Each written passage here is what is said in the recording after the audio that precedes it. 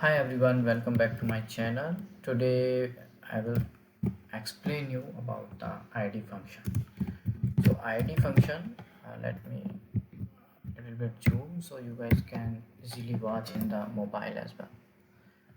So id function, what it do, it provides the memory address, unique memory address it assign,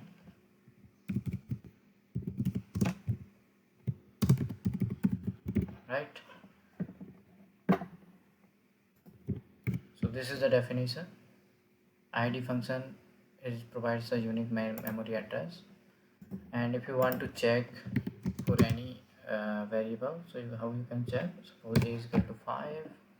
I run this little bit, I can see, okay. And if I want to check id, and here I assign 5 and then I run this is the memory address. But here one thing which is mostly asked in the interview question, what is that? If I say b is equal to a, I mean I'm referencing two variables to a single value. What is the id in that case? If I run this and if I say id to b, I mean if I run this, and you can see this is the exact same id. Why is that? So the thing is, in Python, to optimize the storage, it provides the same memory address.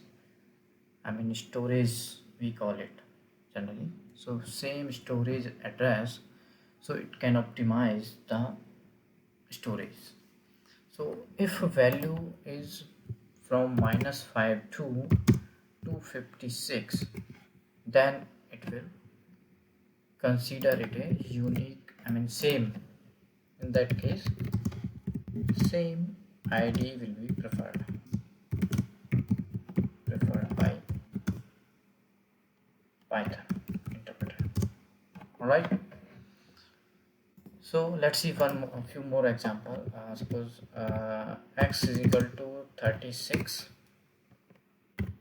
and y is equal to 32 plus 4, and if I say id x is equal to id y, so what will happen? It will, I mean, return the true value or false. If both are same, then it will return the true, otherwise false. Let's run this.